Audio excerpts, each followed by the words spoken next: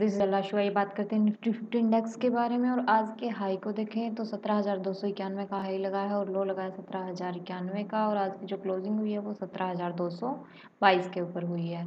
तो आज हमें निफ्टी 50 इंडेक्स में कोई ज़्यादा अच्छी मूवमेंट देखने को नहीं मिली, क्योंकि जो निफ्टी 50 इंडेक्स है वो एक अच्छी रेंज में चल रहा है और उस रेंज में बना हुआ है। अगर हम सही रेंज जो हमें 3-4 दिन से रेंज देखने को मिल रही है वो 17,340 से और 17,000 के बीच देखने को मिल रही है। अगर हम इस रेंज को पूरा कवर करते हैं तो 400 तक की हमें ये रेंज देखने को मिल रही है।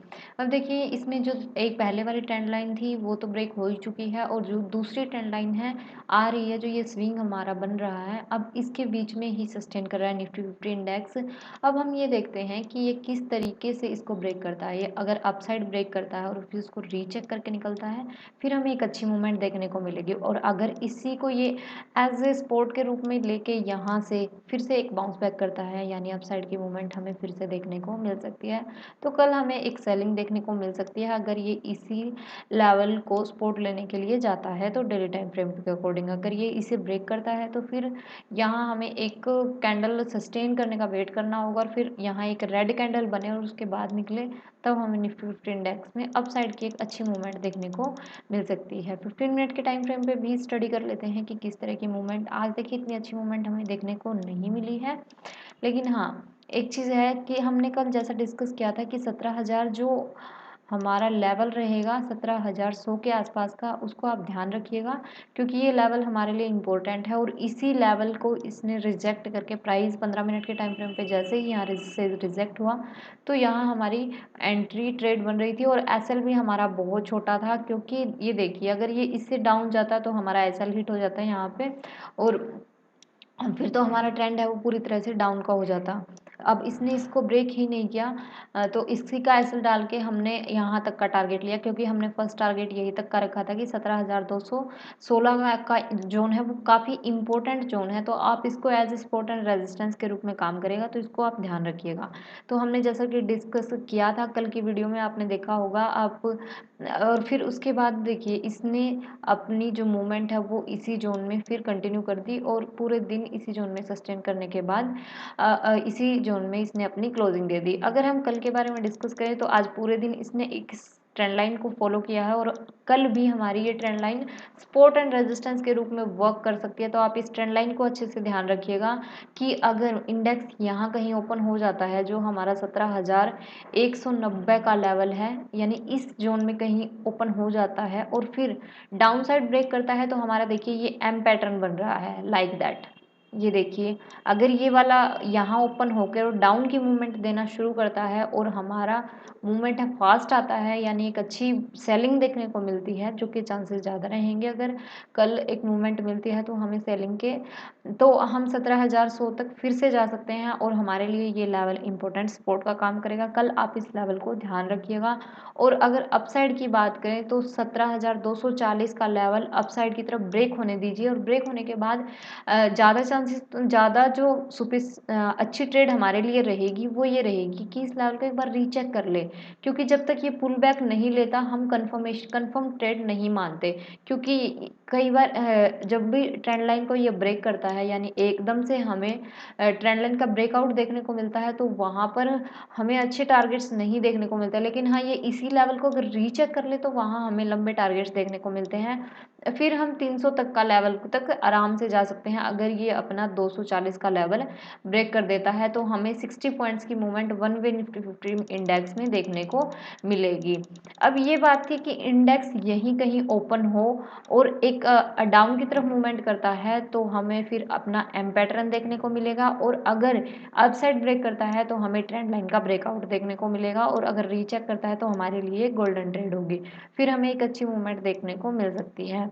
अब अगर इसी ट्रेंड लाइन के ऊपर कहीं इंडेक्स ओपन हो जाता है, तो आप इसी ट्रेंड लाइन का एसएल लगाकर यहाँ बाइंग कर सकते हैं, क्योंकि ये एरिया काफ़ी इंपॉर्टेंट है। जो 17,230 से 40 का जो लेवल है, इसी का एसएल लगाकर आप अपसाइड की तरफ जा सकते हैं, और फिर हम 380 से 400 तक का लेवल बड़े आराम से निफ्टी 50 इंडेक्स में देखने को मिल सकता है, अगर मूवमेंट अच्छी होती है तो।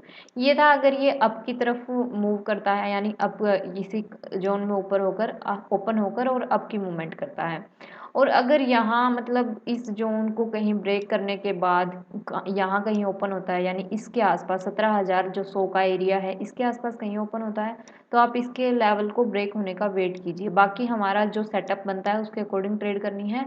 और हम एक जनरल लर्निंग के पर्पज से देख रहे हैं कि अगर इंडेक्स यहाँ कहीं ओपन हो जाता है तो आप इस लेवल को निकलने का वेट कीजिए। 17,000 जो हमारा 100 का लेवल है इसको निकलने के वेट करने के बाद अगर सस्टेन होकर अच्छा निकल जाता है तो हम 17,000 के लेवल को फिर से हमें देखने को मिल सकता है। 17,010 के आसपास का एरिया हमें निफ्टी इंडेक्स में डाउन की तरफ एक अच्छी मूवमेंट के साथ देखने को मिलेगा।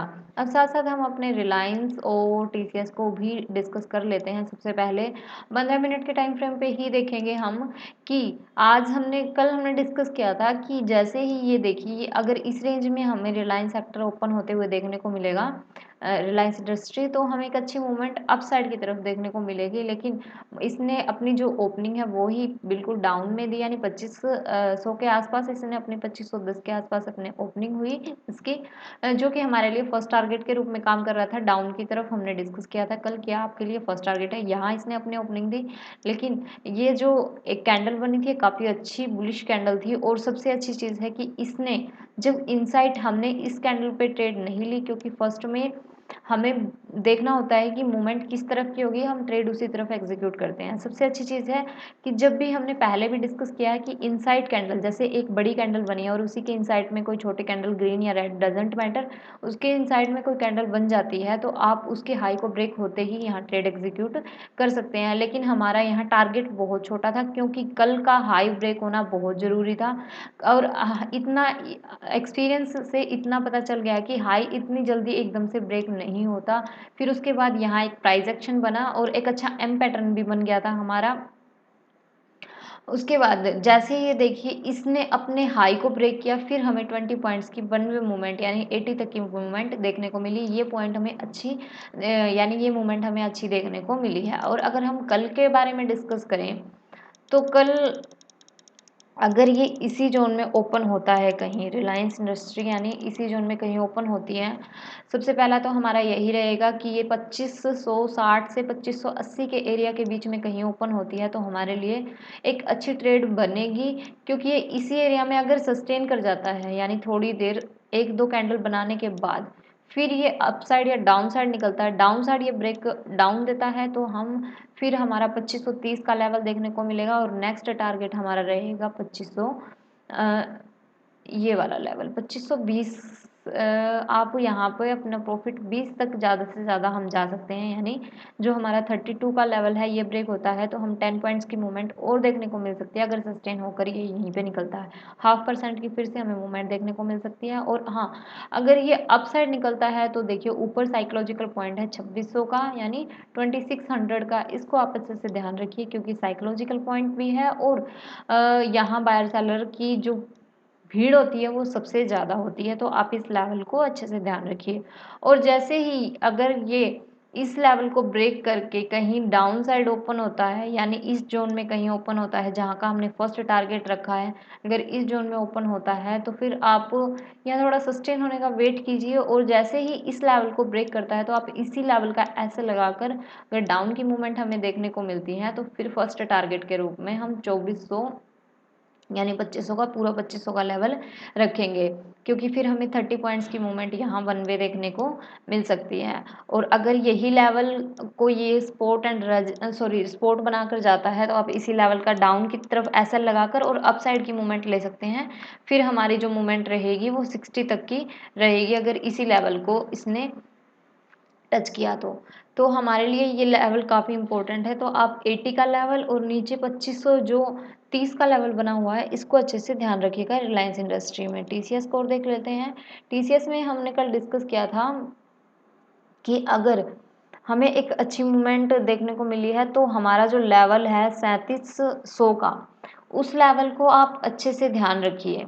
और जैसे ही ये लेवल ब्रेक होगा हमें एक अच्छी मूवमेंट यानी इस लेवल का सपोर्ट एंड रेजिस्टेंस लेगा हमारा स्टॉक, तो हमें एक अच्छी मूवमेंट देखने को मिलेगी। ये देखिए इसने इसी लेवल को अपने यानी सस्टेन किया, एज सपोर्ट के रूप में काम किया। तो इसी लेवल का एसएल डालकर हमने, जैसे ही इसने अपनी ये ट्रेंड लाइन ब्रेक की, हमने यहाँ अपनी ट्रेड एग्जीक्यूट की और हमारा जो टारगेट था वो आवरली टाइम फ्रेम के अकॉर्डिंग हमने इस टारगेट को लिया था कि ये अपना 60 तक का टारगेट अचीव करेगा। हाँ, थोड़ी देर इसने अपना यहाँ पर एक मूवमेंट ली, यानी एक प्राइस एक्शन बनाया और उसके बाद ये ब्रेकआउट भी हमें देखने को मिला। तो ये ट्रेड हमारे लिए काफ़ी अच्छी थी। एक चीज़ ध्यान रखिएगा कि जो अगर टीसीएस जो सेक्टर है, अगर मॉर्निंग में, यानी टीसीएस जो हमारा स्टॉक है, अगर मॉर्निंग में एक अच्छी मूवमेंट देता है तो फिर आप उसमें दूसरी ट्रेड एग्जीक्यूट करने के बारे में मत सोचिए, क्योंकि एक जो अच्छी मूवमेंट होती है, यानी 1% की मूवमेंट होती है, वो ये करने के बाद ज़्यादा अच्छी मूवमेंट का वेट हम टीसीएस में नहीं करेंगे। तो आप इस लर्निंग को अच्छे से ध्यान रखिएगा।